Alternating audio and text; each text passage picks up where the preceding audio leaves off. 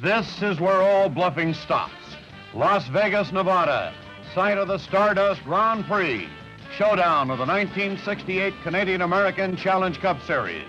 Horsepower never looked better. A flock of sleek Lolas and McLarens, a V12 Ferrari, Jim Hall's legendary Chaparral, pedigreed blue bloods of racing bred by the most meticulous connoisseurs of custom speed in the world. 5 Can-Am races are already history, and the key to the $40,000 series prize is hidden somewhere in this final hand. One of 3 men, Bruce McLaren, Dennis Hume, or Mark Donohue, can take it all. Flat out is the only strategy that will pay off at Stardust International Raceway.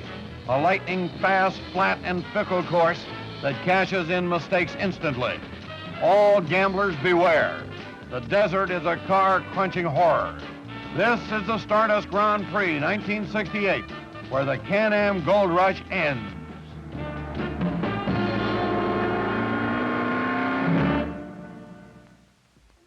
Presented by the Union Oil Company of California, makers of Royal 76 Premium, the official gasoline of the major raceways in the West.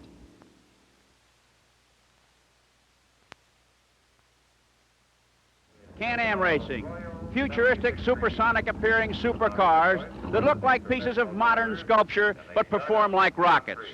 This is Group 7 Racing, where 600 horsepower cars hurtle through space in a never-ending war against time that probes the limits of human imagination and daring. At Monterey, the leaders in this series, Bruce McLaren and Denny Hulme, failed to take the first 2 spots in the grid for the first time this year, as Texan Jim Hall stormed his winged Chaparral into second place. And then came the rains, and a courageous Canadian underdog named John Cannon. Cannon charged from 15th to first place. He was never headed. Hulme drove to a steady second-place finish and took a commanding lead in the Can-Am standings, as Mark Donohue, his closest challenger, finished way back in 8th and dropped to 3rd in the point battle. At Riverside, it was all Bruce McLaren, who led from start to finish to take his first Can-Am race of the season. Teammate Hulme, with a virtual lock on the Can-Am crown, ran into some serious late-race bodywork problems and saw his lead in points cut to only 3. Mark Donohue, still shadowing the leaders, drove to a second-place finish 36 seconds behind McLaren. And the $500,000 Can-Am crown was still up for grabs with 1 race to go. Stardust, in the true last frontier tradition. Those in contention looked over the course and settled into the task of taking the pole position. Statistics told the story. Only 2 drivers had any chance of overtaking Dennis Hume in the Can-Am Championship point standings. His boss, Bruce McLaren, U.S. road racing king Mark Donohue. Reporter Chris Economaki found both the challenged and the challengers well prepared for the showdown. Well, Denny, the chips are down. 5 races down and 1 to go, and you're up there with a chance to win the big prize.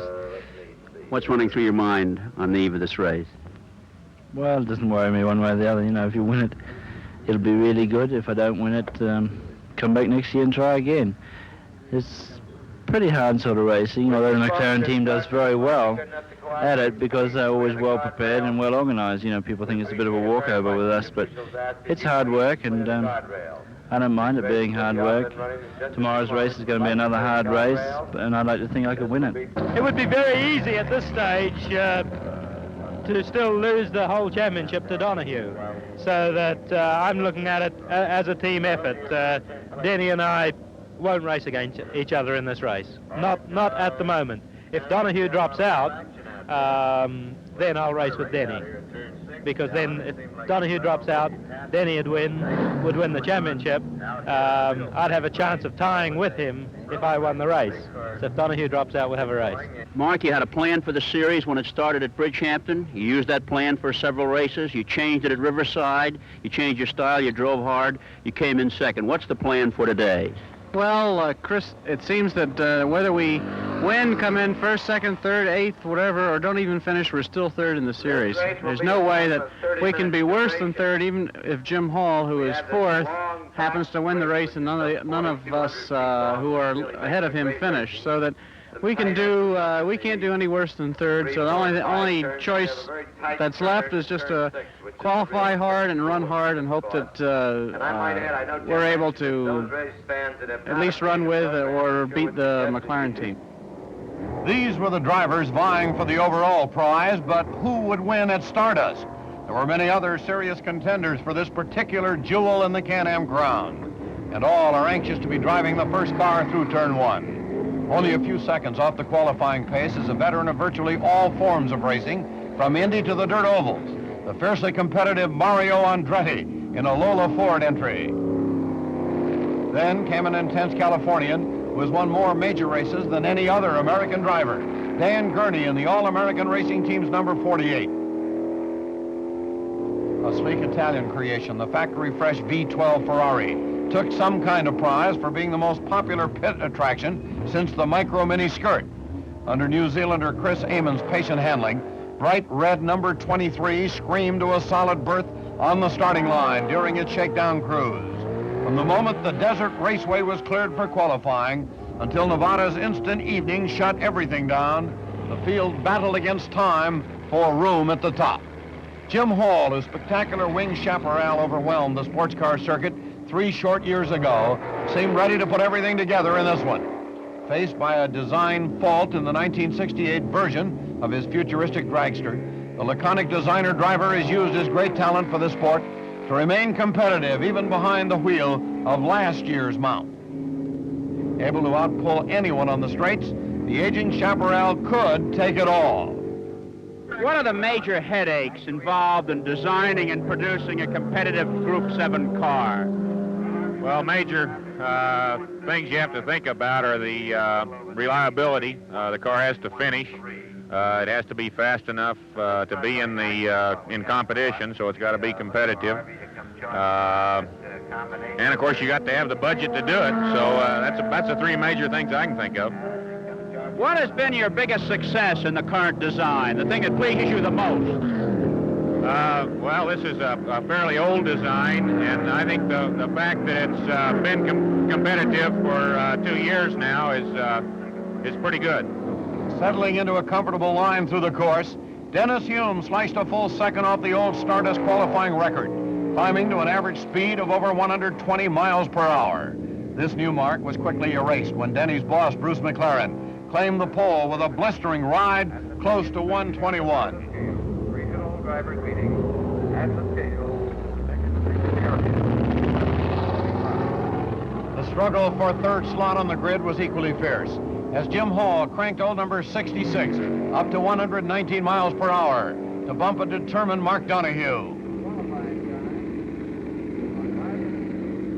While Chuck Parsons and Peter Revson in blue number 52 wrapped things up for the day, the irrepressible Sam Posey squeezed every ounce of speed out of a Lola Chevrolet combination and climbed to 5th spot on the final grid.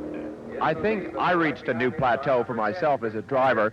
The car went so beautifully all weekend that I was able to really become part of the car and press it much harder than I've ever driven before. A good combination of the car running well and me feeling good here on a track I like. What about the circuit, Sam? They say that if you drop one wheel off, you might as well forget it for the rest of the day. Doesn't this sort of inhibit one from going really fast? I suppose so, but I haven't dropped any wheels off yet. Race day and a packed house as the glistening fleet of Group 7 rockets staged for 210 miles of Can-Am action. From among 3 men, Dennis Hume, Bruce McLaren, and Mark Donohue, a champion will be chosen at Stardust. Pre-race tension disintegrates as the big engines scream delight.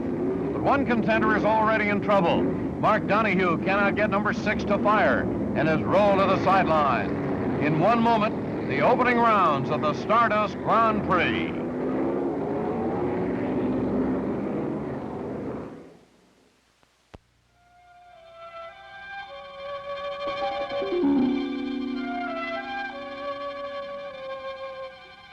The typical engine in a 200-mile-per-hour Group 7 sports car.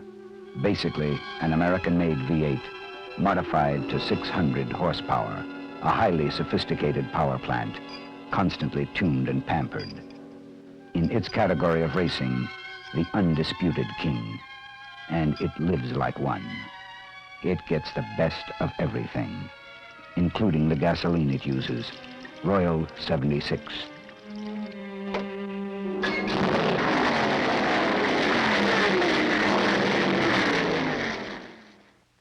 Royal 76, the same gasoline sold at any Union service station. Royal 76, powerful enough to make a difference in race cars and in your car, too. Try it.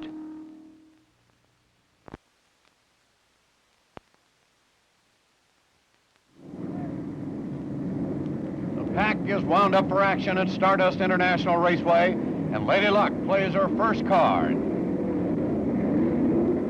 Mark Donahue, the 1968 U.S. RRC title holder, is stranded in the pit area with a dead engine. Into the final approach, and Mario Andretti in number 3 moves into the slot vacated by Donahue.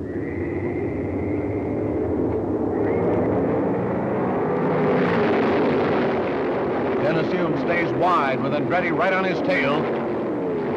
And here's trouble. 2 or 3 cars have spun, and the entire first wave off the grid scrambles out into the desert to avoid the traffic jam.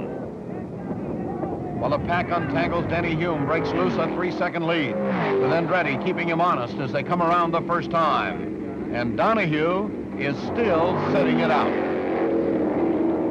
Mark, what do you think the trouble is? The motor wouldn't start, so I think maybe we had a sudden failure in the coil. At least that's what it appears to be at the moment, but I don't know if really. It's hopeless now, isn't it? I reckon, yeah. Mark Donahue out of it.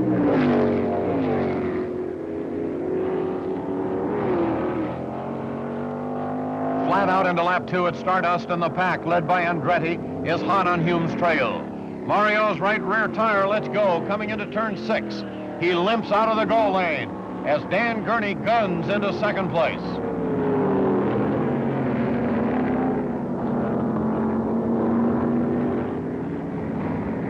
Bruce McLaren makes a quick pass at the pits to prepare his crew for some bodywork repairs as off-track action picks up. It was a brave start, Mario. What happened? I don't know. There was a lot of confusion. That's all I know. And I think I got hit somewhere on the right rear tire, and they blew the tire. So I don't know. Mario Andretti.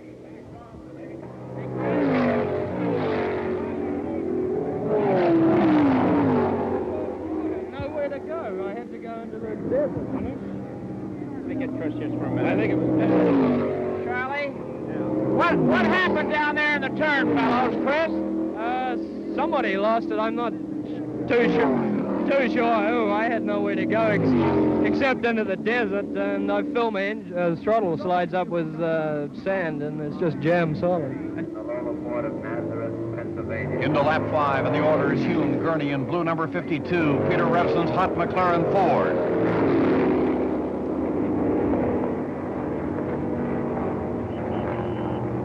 A second pit stop coming up for McLaren, and his crew alertly prepares a new nose section.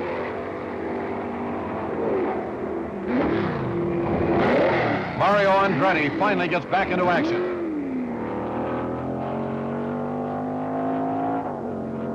Dan Gurney shadows Hume through the S's into turn 6, with Revson still a strong third.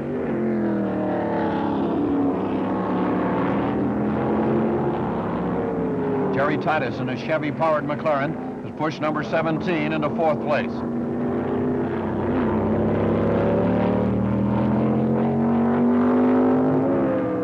In 5th position is number 16, George Follmer, at the wheel of a Lola Ford combination.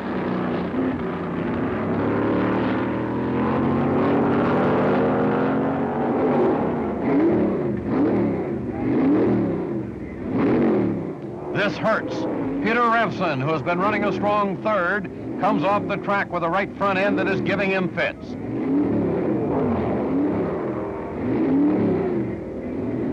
A long delay now will bury Revson far back in the pack.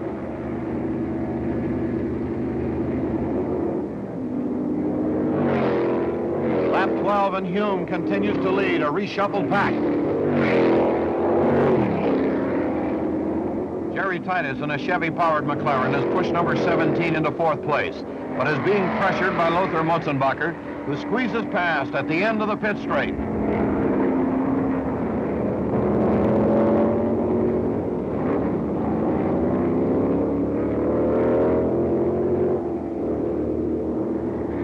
And here comes number 1, Sam Posey, into contention, all the way from 14th place. He's in 6th and coming on strong. Hume wings down the pit straight, and this time, he's alone. Dan Gurney, running one of his toughest Can-Am races this year, in 2nd place, is forced to park the American Racing Team entry across from the pits. Gurney might be through with suspension problems of some kind after only 15 trips around the course.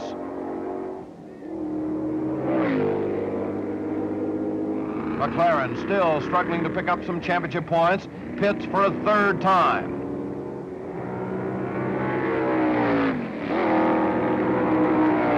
Lothar Motzenbacher takes full advantage of the faltering field and pushes number 11 into a solid 2nd place, leaving Titus, Fulmer, and Posey in his dust.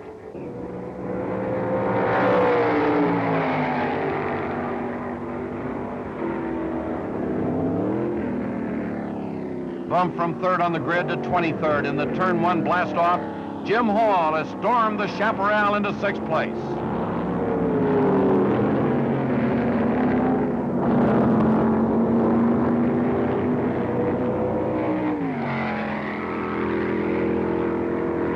Up front, Posey duels Titus for 3rd place, all the way down the back straight, and catches him right before the curve with a little to spare.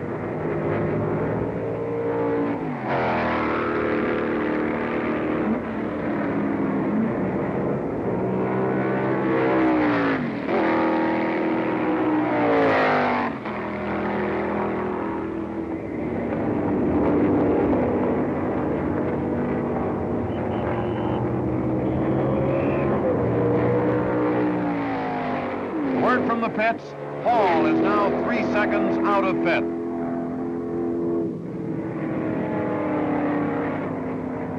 Back in the pack, McLaren scorches the track on lap 29, clocking 118.74 miles per hour, a new Stardust course record. Posey challenges Motzenbacher for 2nd place and loses it coming out of turn 5.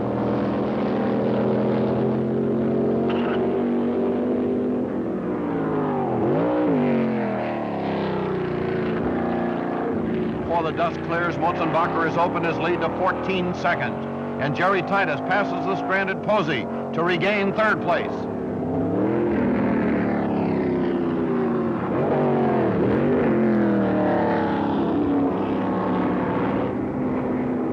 Hall guns into 5th and sets his sights on 4th.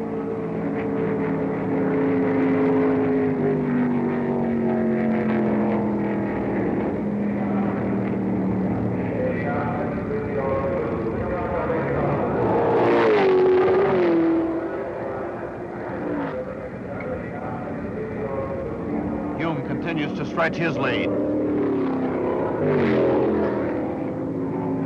As teammate Bruce McLaren unlaps himself. Bombing by 2nd place Motzenbacher, who is now 35 seconds off the pace, coming into lap 47.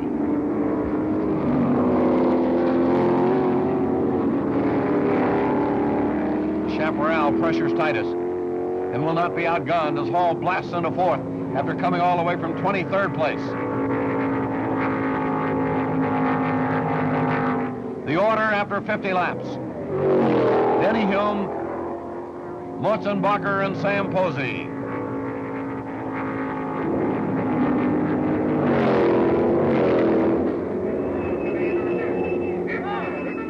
Hall limps into the pits with a battered front end as the turn 1 pileup continues to affect the course of the race.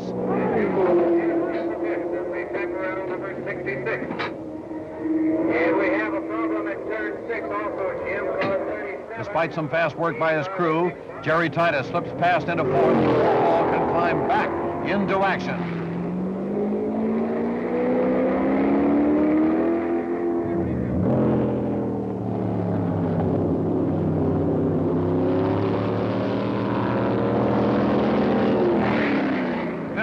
laps to go, and now it's Posey's turn to visit the pits as Hall tries to gun down some lost time.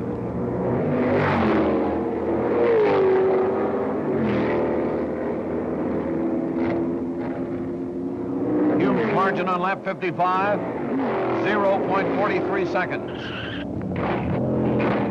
A two-car accident at turn 1. Jim Hall in the second-place car driven by Lothar Motzenbacher.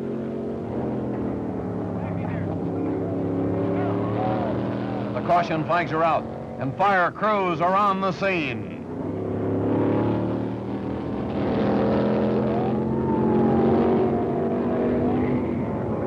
The cars are now on fire, but both Hall and Motzenbacher have been pulled to safety. In a moment, a more complete report and the final laps of the 1968 Stardust Grand Prix.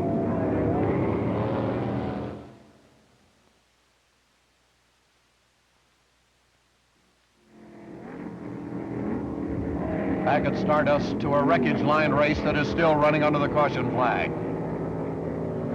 Lothar Motzenbacher, one of the two drivers involved in the accident, is able to walk under his own power. Jim Hall has also escaped serious injury and was able to talk with rescuers when placed in the ambulance. He is reported to have fractures of both legs and minor second-degree burns. The revised standings into the last 5 laps. Hume in command.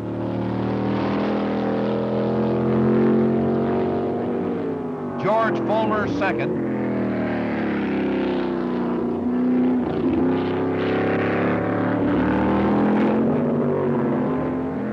And Jerry Titus third.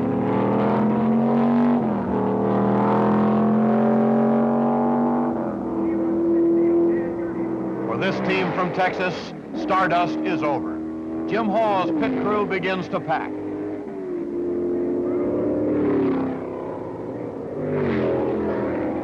Now in 6th place, the amazing Bruce McLaren. If he holds on, Bruce will break his tie with Mark Donohue in the Can-Am point standings.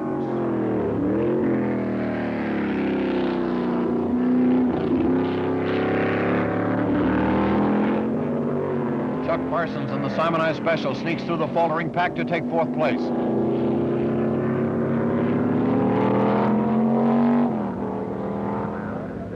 A full lap down, and in 6th place, McLaren precedes Stardust winner Denny Hume past the checker. The final margin, 40.3 seconds. And once again, Team McLaren dominates the final Can-Am standings. Some $49,000 richer for both the victory and the Can-Am crown that came with it. Hume's runaway ride produced a record 113.1 mile per hour average, and he wasn't even pushed.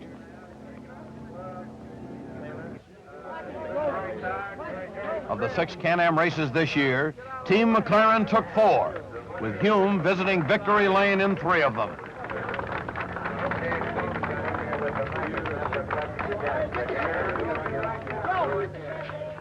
Reporter Chris Economaki was waiting at Stardust when Denny rolled home. Well, Denny, to the victor goes the spoils. It was a great drive. Were you aware of that excitement that took place behind you at the start? The first thing I saw was the back end of Bruce, so I figured there was something going wrong. He was facing the wrong way. I don't know what happened. I don't know whether I caused it or not, but and there it was. I was pleased when I saw most of them all straightened out, but the last incident was the one that really worried me. It seems pretty bad. Well, I noticed a little bit of a tear on the left side of your car in the bodywork. You know where that came about? I ran off the road with about 7 or 8 laps to go, and I guess that's where that's from. Well, Denny, it's been a 6-race series, it's been a long series, and it's been a hard series, and you won. You're the world champion last year. Which has given you the most satisfaction? Well, it's hard to say. I lost the championship a week ago, and now I'm Can-Am champion, so that's some consolation. I'm pleased to have won the Can-Am races of the championship. What kind of a race was it for you today? Well, after the first lap accident, I just settled down to take it nice and easy, and Dan was the only one putting the pressure on me, and with Dan's bad luck, I know this is bad to say, I wondered if he was going to finish, because he did break down. Well, it's the end of the season, and it's the end of the year. What next for Denny Holm? I'm going to have a month's holiday now, and we're going to get really ready for next year, the 10 races in the Can-Am Series, plus the World Championship. And of course, you're going to kiss our Stardust Queen goodbye. You betcha. And so the fabulous McLaren racing team continued to roll at Stardust. Hume took first place, and teammate Bruce McLaren drove an incredible comeback race to pick up second place in the final Can-Am Championship standings. That was Stardust 1968, where the Can-Am Gold Rush was finally decided. A clean sweep for Team McLaren.